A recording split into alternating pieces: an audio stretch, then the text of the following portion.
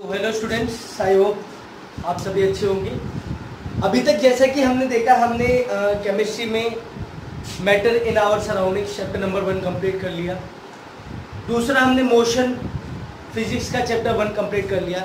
अब हम अपने कोर्स को फर्दर आगे बढ़ाते हुए चैप्टर नंबर 2 करेंगे 9th क्लास का। ठीक है, is matter around us pure. अब ऑब्वियसली जब is matter around us pure की बात हो रही है तो हम ये जानेंगे कि मैटर को कैसे कैटेगराइज कराएंगे।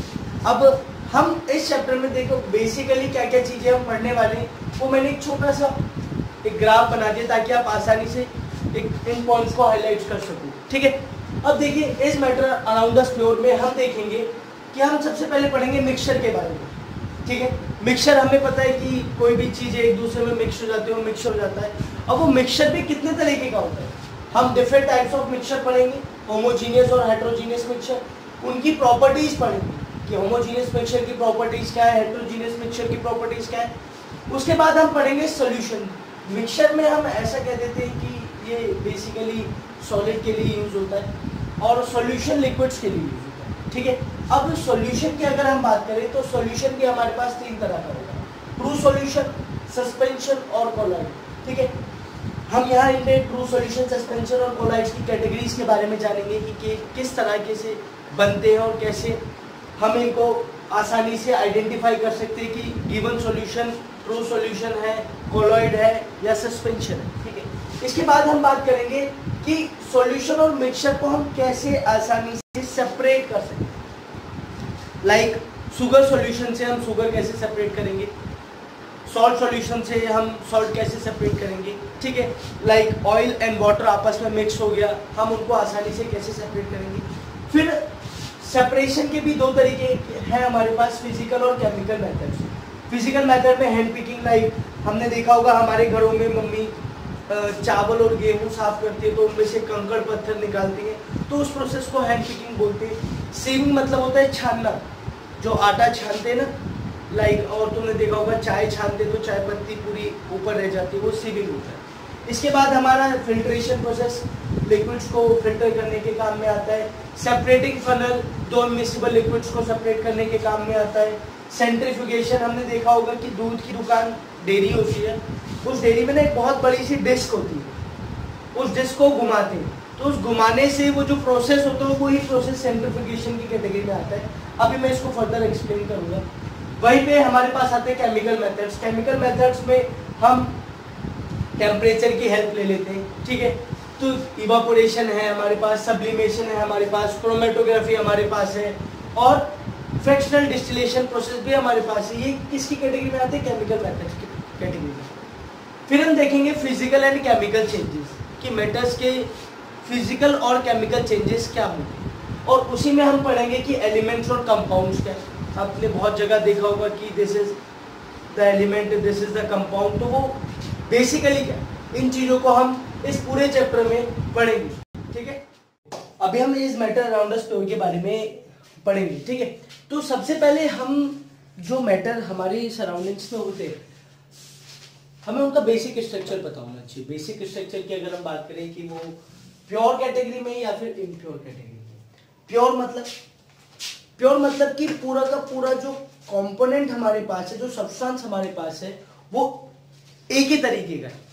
लाइक अगर हम बात करें कि प्योर सब्सटेंस को हमने 2 कैटेगरी में डाला है, एक एलिमेंट्स और दूसरा कंपाउंड। ठीक है, एलिमेंट्स हमें पता है, जैसे लाइक हमारे पास आते हैं hydrogen, helium, lithium, beryllium, boron, carbon, nitrogen, oxygen, fluorine, neon, sodium, magnesium, aluminium, silicon, phosphorus, इस तरह के जितने भी एलिमेंट्स हैं, ठीक है, वो एक सेम कैटेगरी के होते हैं।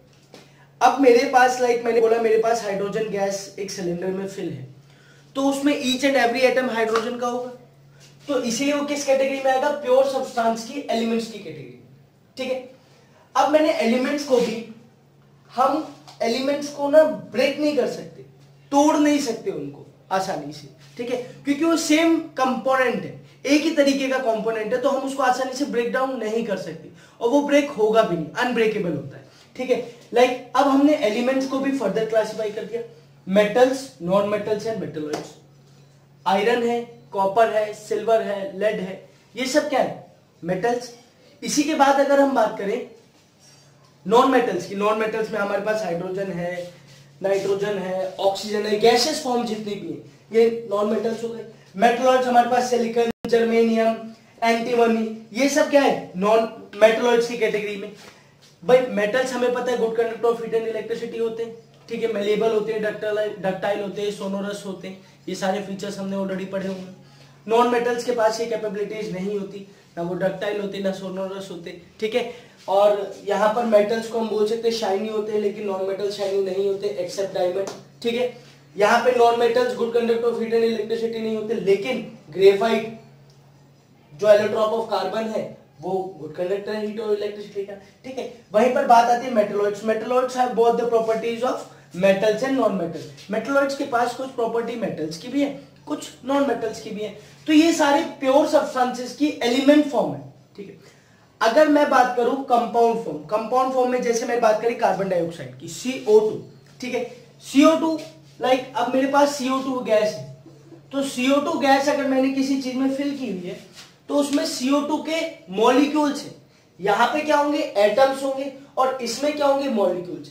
हाँ, लेकिन यहां पर एक चीज हमें ध्यान रखनी पड़ेगी कि हमारे पास जो भी कंपाउंड फॉर्म होगी वो फिक्स्ड कंपोजिशन होगी, ठीक है। फिक्स कंपोजिशन में जैसे मैं कहूं कि H2O है, अगर मैं यहां पर H3O- कर दूंगा तो यहां पर वो वाटर नहीं रहेगा।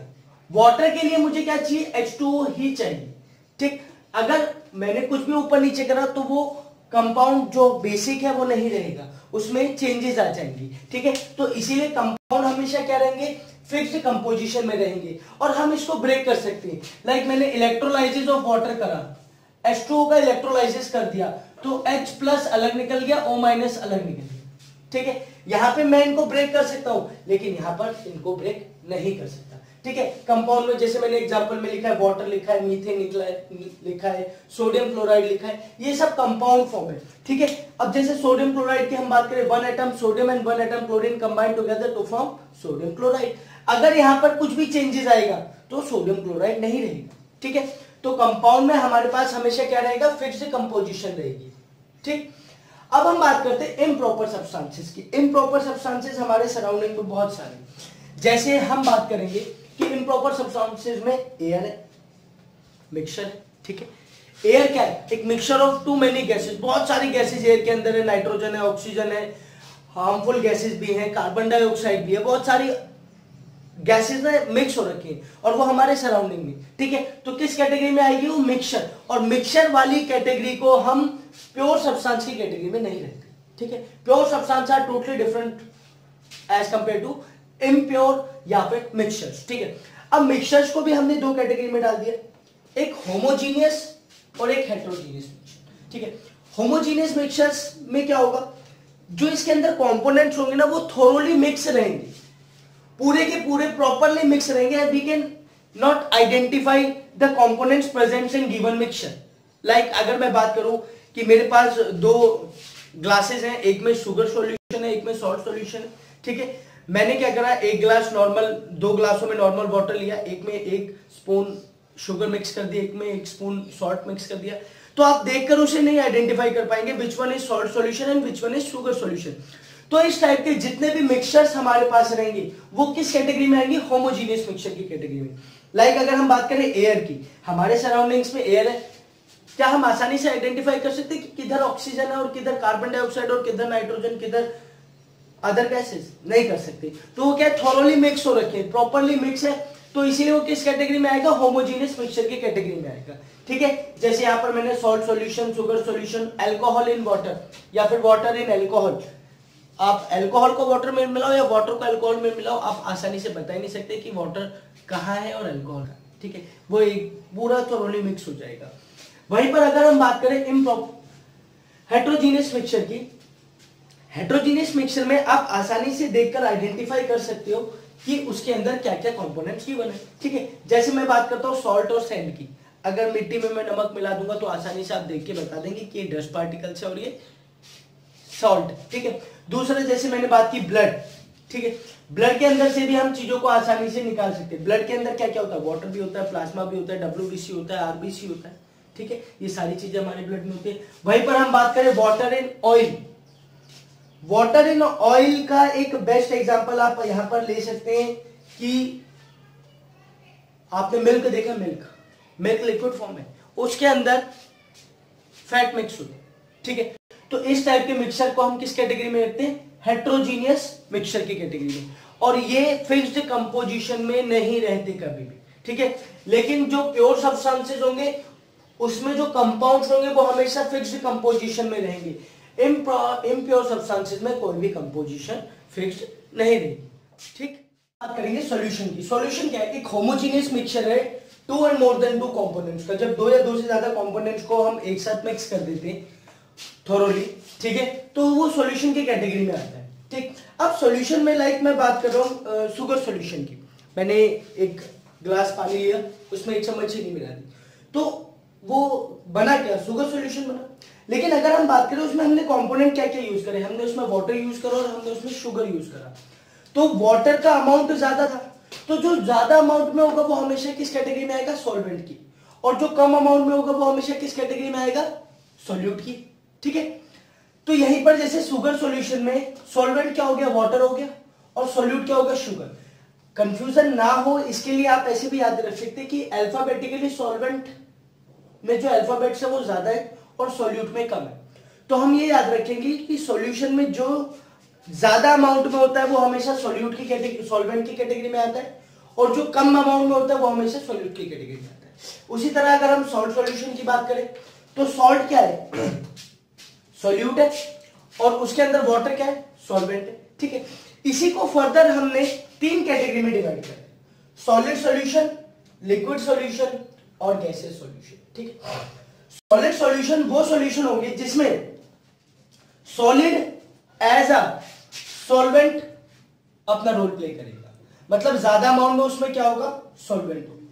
वहीं पर अगर हम लिक्विड सॉल्यूशन की बात करें तो उसमें लार्ज अमाउंट में क्या होगा, सॉल्वेंट में लिक्विड होगा, ठीक है। वहीं अगर हम गैसियस सॉल्यूशन की बात करें तो उसमें लार्ज अमाउंट में क्या होगा, gas.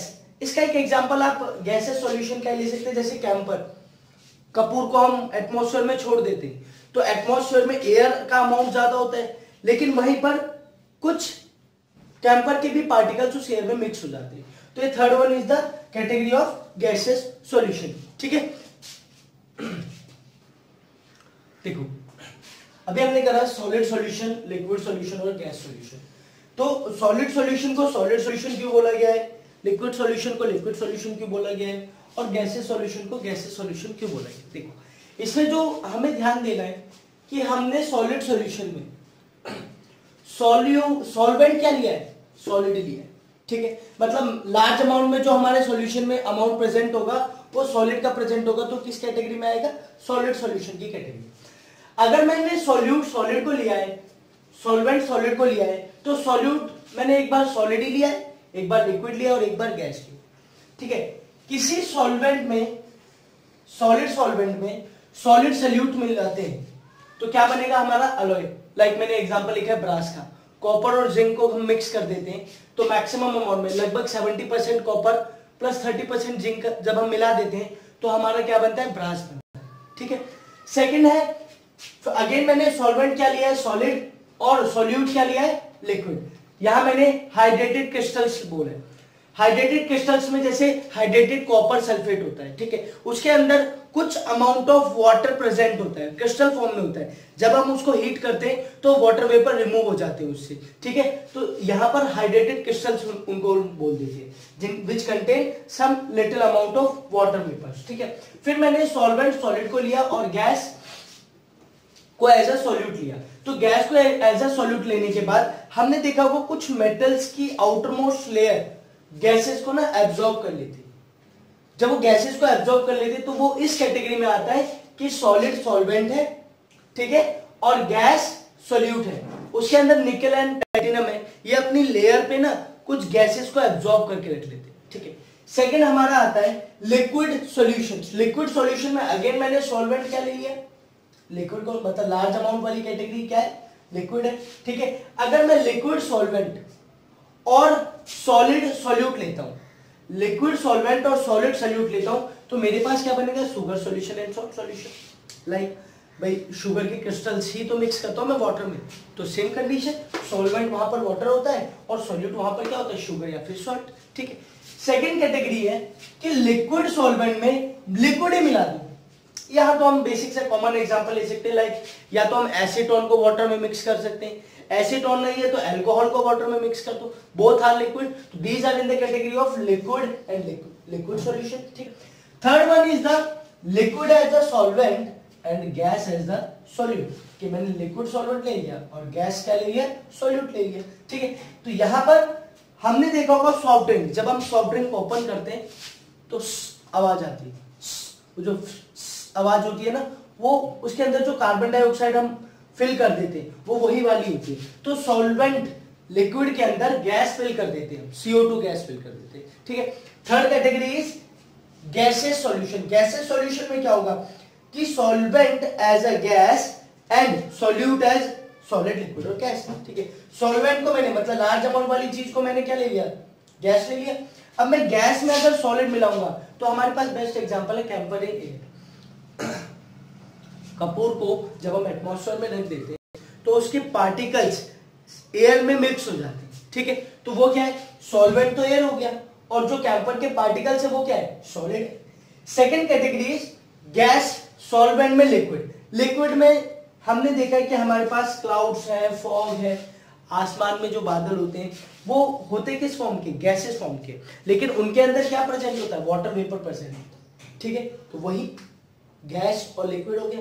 Third category is gas and gas. Gas and gas का सबसे बेस्ट एग्जांपल हमारे सराउंडिंग्स में है, air is already a mixture of too many gases, तो सॉल्वेंट भी गैस और सॉल्यूट भी गैस। जैसे हम एग्जांपल ले लें कि भाई नाइट्रोजन सबसे ज्यादा अमाउंट में हमारे सराउंडिंग्स में, ठीक है, और उसके बाद ऑक्सीजन है, कार्बन डाइऑक्साइड है, तो nitrogen as a solvent and oxygen as a solute. तो these are the three category of solutions. First one is solid solution, second one is liquid solution and the third one is gases solution. ठीक है, अब हम इसकी concentration के बारे में पढ़ेंगे कि कितने अमाउंट में सॉल्यूट प्रेजेंट है और कितने अमाउंट में सॉल्वेंट प्रेजेंट है, तो हम उससे आसानी से बता पाएंगे कि what is the concentration of given solution.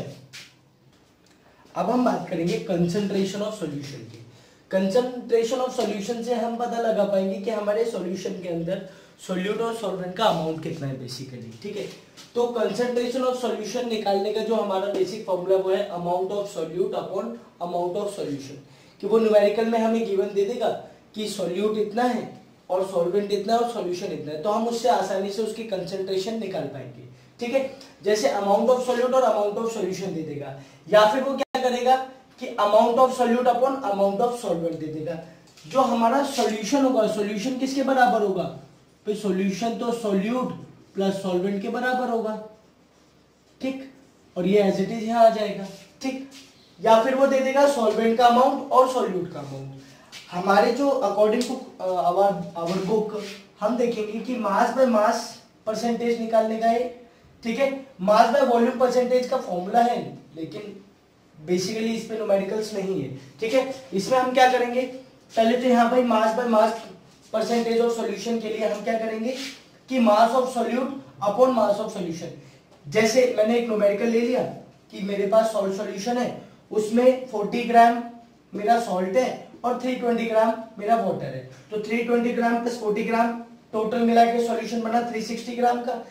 ठीक है, तो volume mass of solution upon mass of solute करा मैंने, कैलकुलेट करा तो मेरा आ गया 11.1%। ठीक है, इसी तरह हम वो कहीं कहीं पर हमें कंफ्यूज करने के लिए क्या दे देगा, मास ऑफ सॉल्यूट दे देगा और सॉल्वेंट दे देगा। ठीक है, लेकिन सॉल्यूशन नहीं देगा, तो हमें क्या करना है, हमें ये ध्यान रखना है कि mass of solute plus mass of solvent ही क्या होगा, ओवरऑल मास ऑफ सॉल्यूशन होगा। ठीक है, तो ये हमारा बेसिक फॉर्मूला है mass by mass percentage of solution निकालने का, और ये mass by volume percentage of solution निकालने का। देखो, अब हम बात करेंगे सैचुरेटेड और अनसैचुरेटेड सॉल्यूशन की।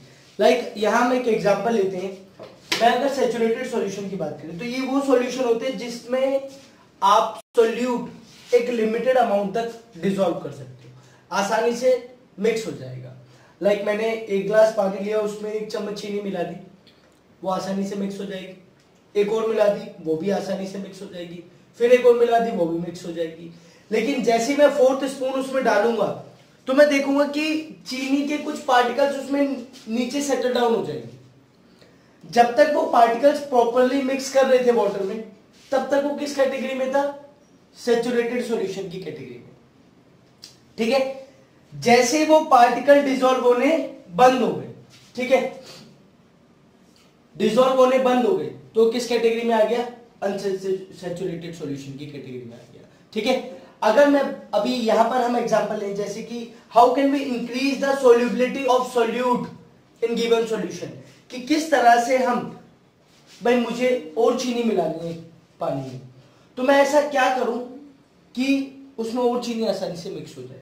आपने देखा होगा कि ये जो स्वीट्स की शॉप होती है वहां वो चाशनी यूज करते हैं।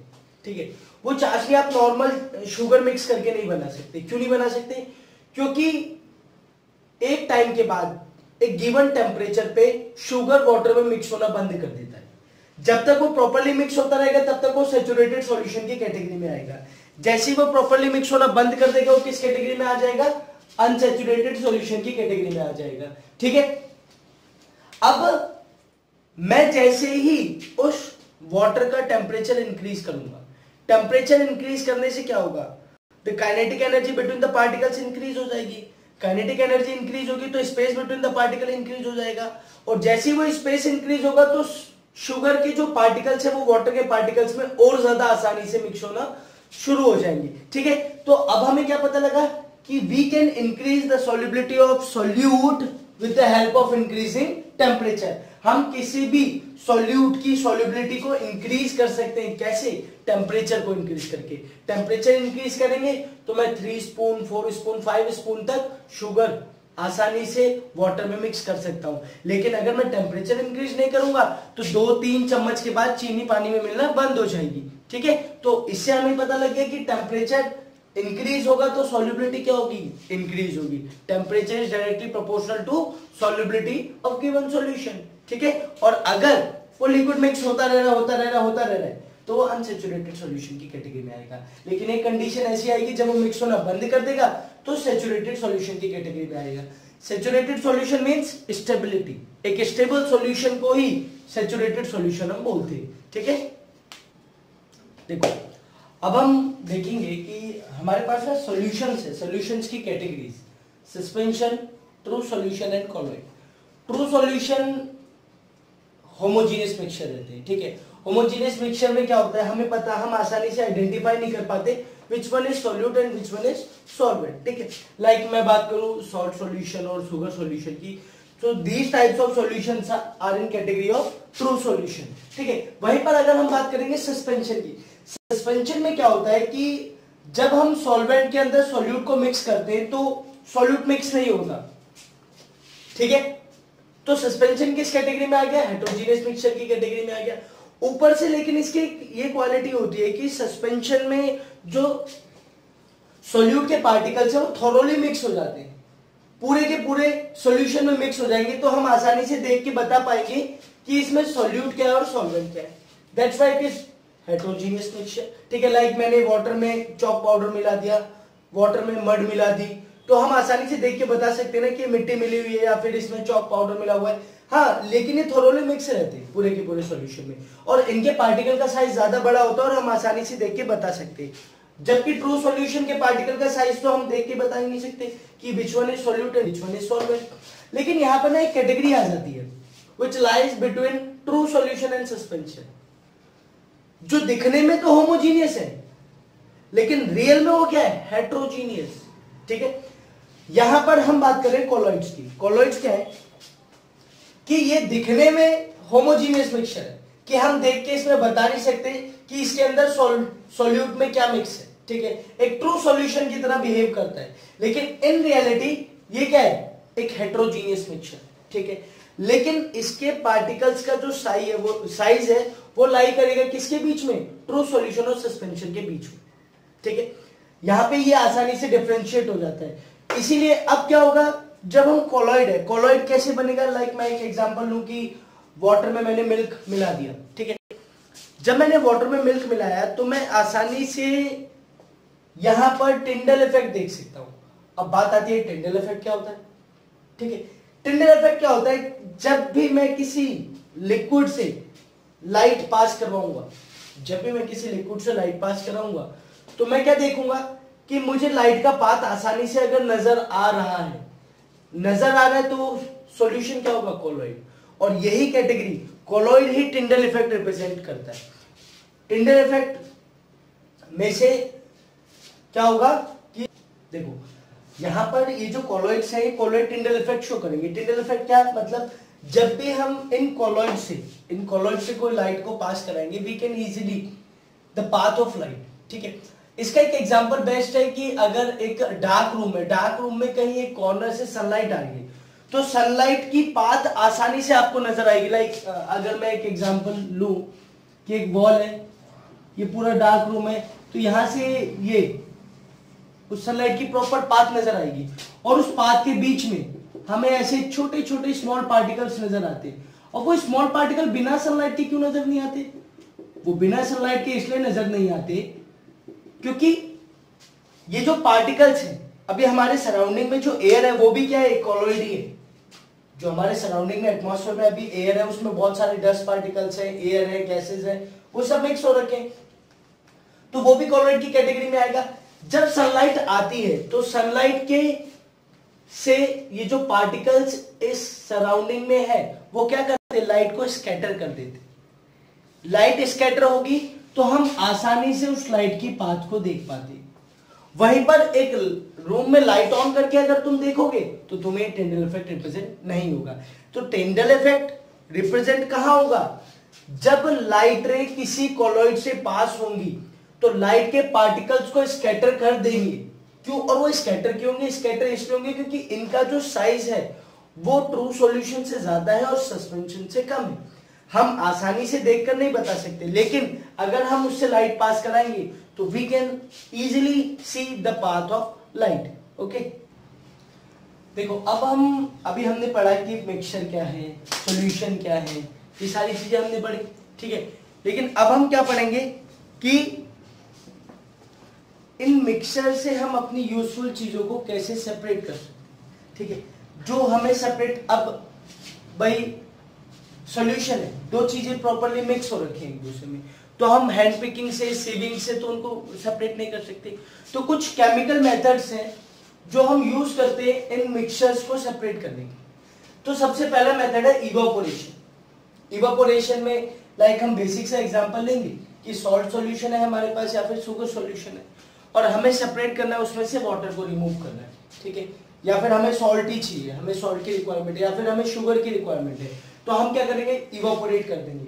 या फिर हम क्या करेंगे कि वाटर के अंदर मड मिली हुई है और हमें वाटर की रिक्वायरमेंट है, तो हम क्या करेंगे, वाटर को इवापोरेट करके कंडेंस कर देंगे। इवापोरेशन में हम क्या करेंगे, उस सॉल्यूशन का टेम्परेचर इंक्रीज करके लिक्विड इवापोरेट हो जाएगा और जो सॉल्वेंट हमारे पास आएगा वो हमें मिल जाएगा, जो हमारा यूजफुल सॉल्वेंट होगा। ठीक है, तो सॉल्ट सॉल्यूशन या शुगर सॉल्यूशन में से हम आसानी से सॉल्ट और शुगर को अपने यूजफुल रिक्वायरमेंट के अकॉर्डिंग सेपरेट कर सकते हैं।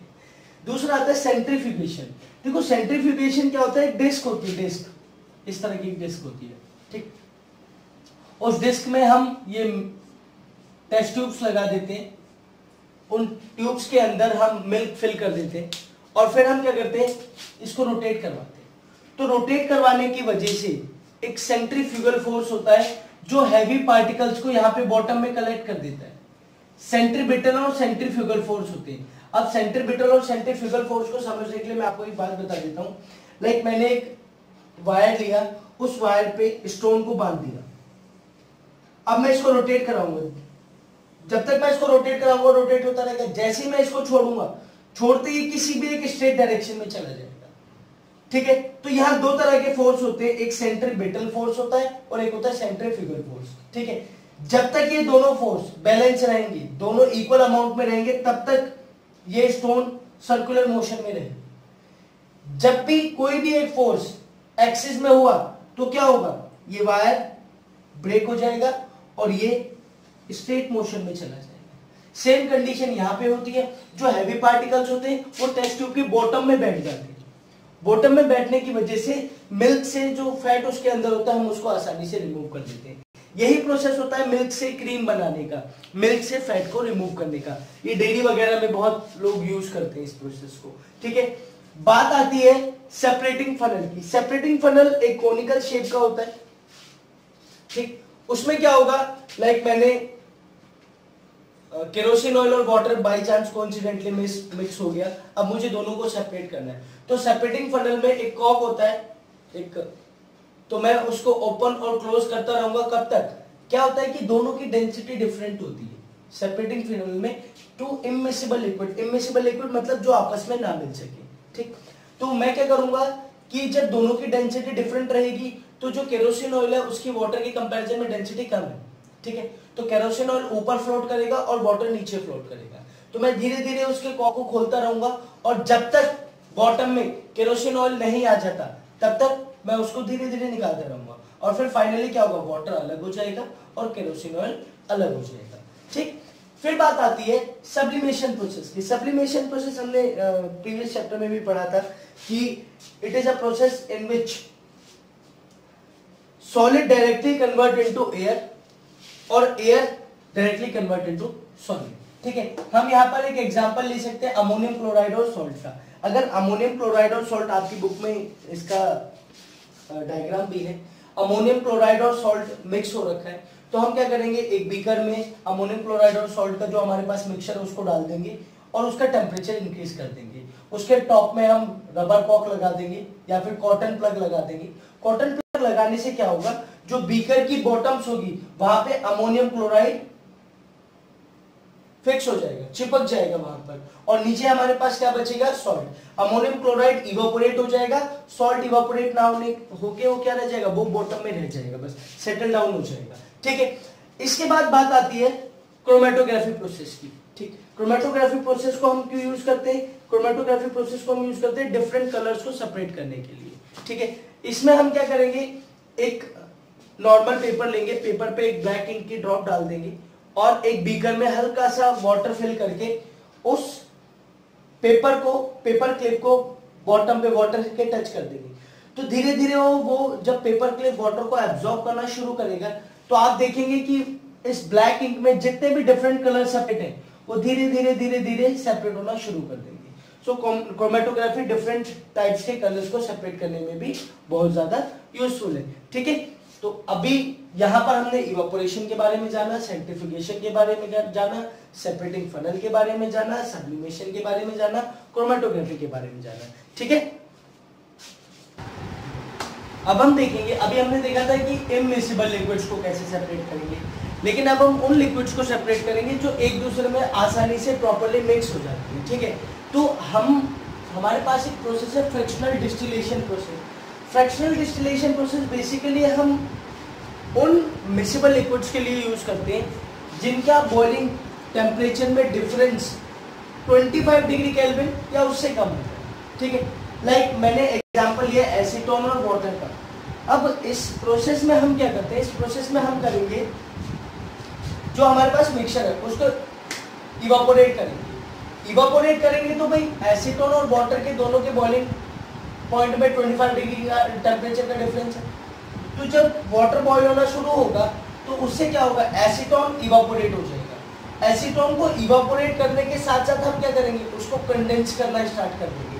जैसे वो वेपर्स ऊपर जाएंगे हम उसको एक फनल में ले जाएंगे जिसमें हमने आइस का यूज करके उसको कंडेंस करना होगा। तो वेपर्स जल्दी से क्या हो जाएंगे, कंडेंस होना शुरू हो जाएंगे और कंडेंस होकर वो आसानी से बीकर में हम उसको सेपरेट कर देंगे, ठीक है। इसी तरह के लिक्विड्स के लिए हम एसीटोन और वाटर का यूज करते हैं, ठीक।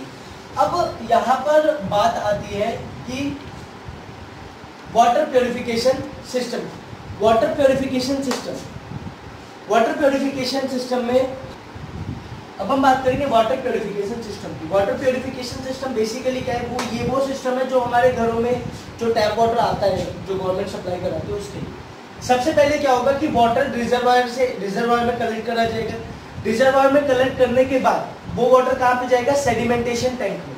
सेडिमेंटेशन टैंक में क्या होगा, जितना भी उसके अंदर इम्प्योरिटीज है या फिर जितना भी प्लास्टिक वगैरह है वो सब उस सेडिमेंटेशन टैंक में सेडिमेंट की तरह नीचे बैठ जाएगा, ठीक है।